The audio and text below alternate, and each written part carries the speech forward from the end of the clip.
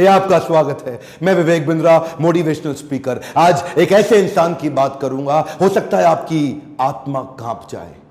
एक बात कहूं, वीडियो पूरा देखिएगा अगर हिम्मत है आप में तो, और कोशिश करिएगा कि अंत में रोए भी ना आप।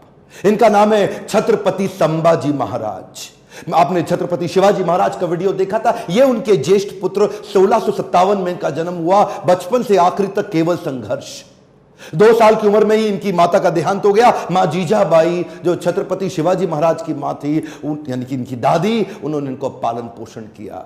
सोचता हूं कहां से शुरू करूं और कहां लेके जाऊं। अद्भुत बालक जिसके बारे में पूरी दुनिया को पता लगना जरूरी है। 13 साल की उम्र तक 13 भाषाएं सीख चुके थे। 13 साल की उम्र तक संस्कृत के विद्वान पंडित सारी रीजनल भाषाएं, भारत की पुर्तगालियों की भाषा, अंग्रेजों की भाषा, मुगलों की भाषा, साउथ इंडियन लैंग्वेज, सारी डेक्कन भाषा, कई शास्त्र लिख डाले। ध्यान दीजिएगा, शास्त्र पढ़ डाले नहीं बोल रहा। 13 साल की उम्र तक 13 भाषा और कई शास्त्र, बुद्ध भूषण और नक्शिका जैसे वो शास्त्र, और कई शास्त्र जहां पे इन्होंने अपने रायगढ़ के किलों की बात करी, गणपति का बहुत सुंदर गुणगान किया।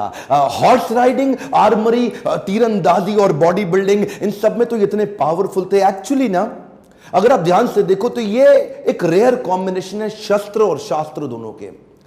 जो बच्चा या जो व्यक्ति शास्त्र पढ़ने में बड़ा एक्सपर्ट हो जाता है ना, फिर उससे शस्त्र उठता नहीं, और जो शस्त्र उठा लेता है वो शास्त्र पढ़ने में निपुण नहीं होता। अद्भुत बाल साहित्यकार, जो साहित्य पढ़ता भी था और साहित्य लिखता भी था। हुआ क्या, बुद्धि और बल दोनों बढ़ गया। 60 किलो की तलवार लेके 16 साल की उम्र में पहला युद्ध रामनगर का जीता। छोटा बच्चा होता है ना, उसका मन होता है कि पिता के साथ समय बिताए, पर पिता उस समय मुगलों से लोहा लेने में व्यस्त हो चुके थे। लेकिन एक बार छत्रपति शिवाजी महाराज ने, अभी ये 9 साल के थे संभाजी महाराज, इनको क्या बोले, मेरे साथ चलो, आगरा जा रहा हूं मैं, वहां के मुगल शासक औरंगजेब से मिलने। और घोड़े में बिठा के 1250 किलोमीटर, ध्यान दीजिएगा, घोड़े में 1250 किलोमीटर 9 साल का बच्चा पिता के साथ पीछे बैठ करके पहुंच गया आगरा। आगरा में क्या हुआ ये देख के हैरान हो गया। छोटा सा बच्चा, वहां मुगल सल्तनत के राजा उस समय जापना, क्या किया, इनकी पहले तो बेइज्जती करी, उसके बाद इनको कारागृह में बंदी बना लिया। ये बच्चा घबराता नहीं था, ये करेज इतना था कि वहीं बैठ के सोचने लगा, कैसे निकलूं, कैसे पिता को निकालूं, कैसे निकलूं। पहले तो पिता को बाहर निकाला, कुछ दिनों के बाद खुद भी वहां से गायब हो गया, रायगढ़ पहुंच गया। 10 साल की उम्र में इसको महाराज ऑफ आमेर के पास भेज दिया गया कि कैसे पॉलिटिकल अलायंसेस को और समझ सकें। यही 2 इंसिडेंट इसके लिए बहुत हो गए थे कि कैसे ये समझे, और उसके बाद तैयारी करने लगा। हर सफल शासक के पास कोई ना कोई बुद्धिमान सलाहकार जरूर रहता है। चंद्रगुप्त मौर्य के पास चाणक्य पंडित थे, जिन्होंने धनानंद के सारे साम्राज्य को उखाड़ा था।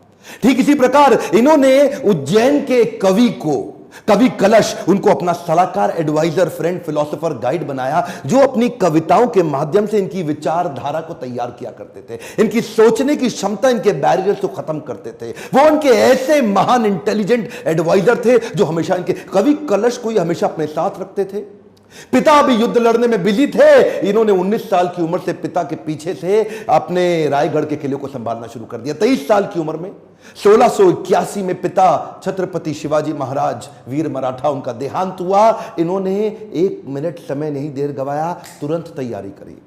तुरंत क्या तैयारी करी, औरंगाबाद में औरंगजेब का सबसे बड़ा किला, और ये सोचने लगे कि हमारे पास आज धन की तो कमी है, और अगर इसके किले को पहली बार में मैं उखाड़ दूं, इनका धन घटेगा, मेरा बढ़ेगा, डबल बेनिफिट। औरंगाबाद की इस बड़ी लूट और बड़ी हार ने औरंगजेब को एकदम हैरान कर दिया। औरंगजेब ने सोचा भी नहीं था कि 23 साल का ही तो बच्चा है ये ऐसा कैसे कर सकता है। और इसने अपने हुसैन अली खान नाम का अपना सबसे बड़ा जनरल, उसको 20,000 हाथी और सैनिकों के साथ, घोड़ों के साथ, पशुओं के साथ भेजा कि इसको खत्म कर। हुसैन अली खान बोला कि 2 दिन में खत्म कराऊंगा, 2 दिन में खत्म। वहां पे मराठा इतने तेज, और इसका जो करेज था ना, इनकी लीडरशिप बड़ी पावरफुल थी। मराठा इकट्ठे हो गए, और हुसैन अली खान को 1 साल लगा, कुछ नहीं कर पाया, कई बार उसको मारा। इसने इसको वापस बुलाया और 1680, 81, 82 कई दफा अटैक कराया। अच्छा, एक भी लड़ाई नहीं। एक बात बताएं आपको, पूरे इतिहास के अंदर शायद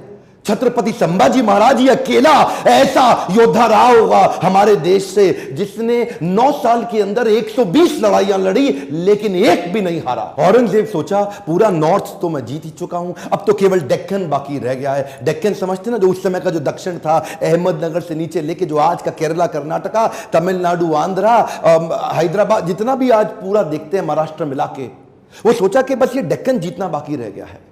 तो वो महाराष्ट्र की तरफ जब बढ़ने लगा तो वहीं औरंगजेब ने एक ट्रीटी साइन करने की कोशिश करी, एक कॉन्ट्रैक्ट साइन करने की कोशिश किया पुर्तगालियों के साथ गोवा में, ताकि समुद्री रास्ते से उनको एक और सपोर्ट मिले, उनके arms and ammunition middle east से आ सके। औरंगजेब बहुत तेज था, बोला सोचा नॉर्थ से भी सपोर्ट लूंगा, पोर्चुगीज लोगों को साथ रखूंगा, साउथ से और निकालूंगा, तीनों चारों दिशाओं से खदेड़ के खत्म कर दूंगा, ये तो छोटा सा बच्चा है। इन्होंने जैसे ही पता चला संभाजी महाराज को, सबसे पहले ये गोवा में घुस गए। गोवा में जाकर के इन्होंने पोर्चुगीज को तो उखाड़ उखाड़ के बहुत फेंक फेंक के मारा और ये वापस आए। उसके बाद फिर लड़ने की तैयारी करी। मेरे हिसाब से छत्रपति संभाजी महाराज की सबसे बड़ी अचीवमेंट्स में एक अचीवमेंट तो यह रही कि उन्होंने 9 साल तक औरंगजेब को मराठाओं के बीच में घुमाता रहा। औरंगजेब एक्चुअली नॉर्थ छोड़ के यहां आ गया और मराठाओं के बीच में इतना घुमाया, 8 लाख की सेना, इनकी 20,000 की सेना। इन्होंने मराठाओं को इधर से मार उधर से मार, इतनी लड़ाइयां लड़ी, एक बार भी औरंगजेब जीत नहीं पाया। अच्छा हुआ ये क्योंकि इनको यहां बिजी रखा ना,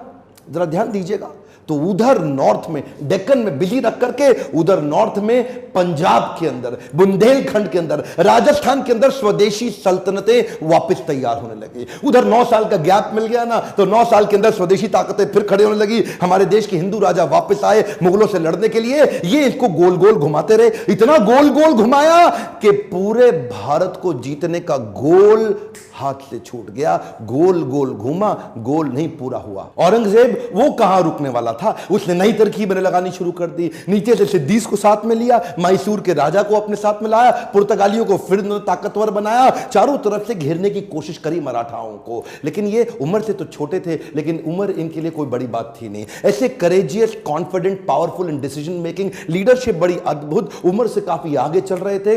इनोवेशंस बिल्ड करने शुरू कर दिए। क्योंकि धन पैसा कम था तो उन्होंने क्या किया, अपने इलाके के सारे मोचियों को और दर्जियों को इकट्ठा किया। उनको बोला आओ पेड़ से ना रबड़ का कपड़ा बनाओ निकाल करके, और लकड़ी की छालों को निकाल के तीर बनाओ, रबड़ के कपड़े को उसके आगे लपेट दो, एक तरफ तेल लगाओ दूसरी तरफ बारूद लगाओ। रबड़ का कपड़ा जल्दी जलता नहीं है, और तेल जला करके तीर को छोड़ दो, जैसे ही जाके निशाने पर टकराएगा उसका जो गन पाउडर है, बारूद, वो विस्फोट करेगा, भयंकर तबाही मचाएगा। नए नए इनोवेशंस लेके आए। मैं बोल रहा हूं ना, बुद्धि से बहुत तेज थे। औरंगजेब को भी तो मानना पड़ेगा ना। हाँ, हारते थे, मार खाते थे, फिर खड़े हो जाते थे लड़ने को, हारते थे, मार खाते थे, फिर खड़े हो जाते थे, और अकेले नहीं लड़ते थे, लोगों को साथ में लेके मराठाओं को घेरने में। ये चिक्कादेव राय नाम का एक राजा था जो इनके साथ पूरी तरह मिल चुका था। इसने क्या किया, छत्रपति संभाजी महाराज ये सबको बोल दिए, एक ने भी अगर औरंगजेब के धर्म परिवर्तन के मिशन में मदद करी, उखाड़ के सारी नस्लें खत्म कर दूंगा, बर्बाद कर दूंगा। मराठा हूं मैं, अपने देश के लिए काम करता हूं। और वो चिक्कादेव राय के बाद पुर्तगालियों को और सिद्धियों सबको खत्म करते चले गए। सबसे एक बात ना औरंगजेब के समझ में आ गई कि ये जो लड़का है ना, इसको मार नहीं सकते, इसको हरा नहीं सकते। संभाजी राजे भोसले 9 साल तक इनको पीटते रहे, मारते रहे। समझ में आ गया औरंगजेब इसको नहीं हरा सकते, सामने से तो नहीं लड़ सकते, कुछ और क्यों ना करे। और वहीं इनके जो साले साहब थे ना, जो इनकी पत्नी के भाई, संभाजी राजे भोसले की पत्नी के भाई, वो उनको इन्होंने वेतनदारी देने से मना किया, इसकी खबर लग गई। तो वही 1689 का समय गनोजी शिर्के ने इनको ये एक ना किसी गुप्त मीटिंग के लिए अपने पार्टनर जो उनके कवि कलश, उनके साथ कहीं गए थे संगमेश्वर में। और वहीं गनोजी शिर्के ने इनके एक जनरल को, आर्मी के, औरंगजेब के, उसको बता दिया कि ये गुप्त रास्ते से जाओ, इनको आप खत्म कर दोगे। और वो लेकर के मामूली से 2000 लोगों को लेके पहुंच गया इनको पकड़ने के लिए। 8 लाख लोग तो हरा नहीं पाए, इनको पता था नहीं हरा सकते, 2000 से हारना पड़ा। क्यों? क्योंकि धोखा दिया गया। गनोजी शिर्के बेईमान हो गए, अपना परिवार का इंसान बेईमान हो गया। हाँ, हमें तो गनोजी शिर्के ने लूटा, औरंगजेब में कहां दम था, अपनी कश्ती वहां डूबी जिधर पानी कम था। गनोजी शिर्के ने वो गुप्त रास्ता औरंगजेब के जनरल को बता दिया। ये लेकर के सिपाही सेना वहां जाके पहुंच गए, निहत्ते जाकर के उनको पकड़ लिया, कब्जा लिया, साथ में कवि कलश और इधर छत्रपति संभाजी महाराज। दोनों करते क्या ना करते, 8 लाख लोग मिलकर के नहीं इनसे लड़ सके।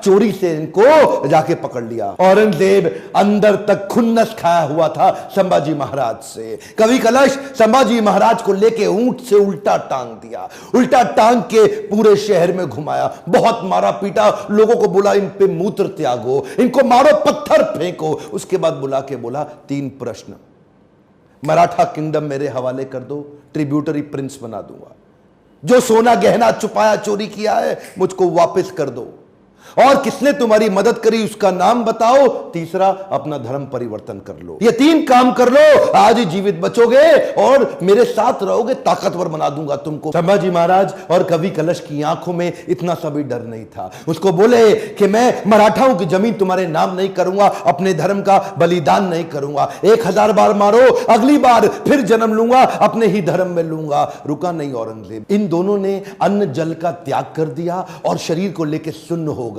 वो उनके नाखून उखाड़ते चले गए, आंखों में मिर्चियां डालते चले गए। उसके बाद जलती सलाखें लेके आंखों में डालते वक्त फिर पूछा, उसको भी डाल दिया। ये बोले नहीं कुछ भी, ये शांत खड़े रहे। पीड़ा बहुत हुई लेकिन ये नहीं बोले हमको छोड़ दो, माफ कर दो। उंगलियां काटनी शुरू करी, पांव की काटी, पांव काटे, हाथ काट दिए, बालों को उखाड़ दिया, वो हाल किया। उसके बाद धीरे धीरे खाल उतारने लगे। हर बार पूछते थे 3 प्रश्न, अपना धन दे दो, जमीन दे दो और धर्म परिवर्तन कर लो। ये सुन्न खड़े रहे वहां पे। ये दर्दनाक सिलसिला 40 दिन तक चलता रहा। औरंगजेब रोज शाम को आके उनसे पूछता था, बता दो बता दो, और आखिरी में बोला कि मैं तुम्हारे आगे हार मान गया, मेरी 4 संतानें, अगर मेरा एक भी बेटा तेरे जैसा होता ना संभाजी महाराज, पूरे देश को मुगल सल्तनत बना देता, इस देश को, भारतवर्ष को मुगल सल्तनत बना देता। तेरे आगे मैं हार मान गया। काट डालो उसका शरीर, काट डालो उसका शरीर। टुकड़े टुकड़े कर दिए उनके, वाघ नख लेके छोटे छोटे टुकड़े करके उनको बोला नदी के पास फेंक दो। समस्त मुगल राजाओं में औरंगजेब एक अमानवीय, इनह्यूमन राजा था। बहरहाल मौका मिल गया सारे मराठाओं को एक होने का। उन्होंने शरीर के टुकड़े उठाए शंभूजी महाराज के, उनको सिल के उनका अंतिम संस्कार किया। लेकिन अब हर घर महल बन गया, हर औरत सेना में आ गई, हर पत्ता तीर बन गया। देश धर्म पर मिटने वाला शेर शिवा का छावा था, महापराक्रमी परम प्रतापी एक ही शंभू राजा था। सारी मराठा कम्युनिटी एक हो गई और उसके बाद दोबारा युद्ध छेड़ा गया। खत्म हो गया दक्कन का सुल्तान बनने का उसका सपना। कुछ ही साल के अंदर वहीं दक्कन की भूमि में मारा गया, वहीं खत्म हो गया। औरंगजेब देश को नहीं जीत पाया। गर्व है मुझे कि मैंने जन्म लिया ऐसे देश में जहां वीर मराठा संभाजी महाराज का जन्म हुआ, पर दुख है मुझे कि देश आज ऐसे वीरों को भूलता चला जा रहा है। आज मेरी, आपकी, हर मराठा की और पूरे देश की जिम्मेदारी है कि इनकी कहानी पूरे देश को पता लगनी चाहिए। इस वीडियो को आग की तरह पूरे देश में फैला दो, बंद मत कर देना। इस वीडियो को शेयर किए बिना लाइक करिए। अगर आपको थोड़ा भी अच्छा लगा कमेंट में मेरे को फीडबैक दीजिए, और किसका वीडियो आप देखना चाहते हैं। मेरे साथ जुड़े रहने के लिए चैनल को सब्सक्राइब करके हर बार इस तरह के वीडियो देखने के लिए दिल से आप सबका धन्यवाद।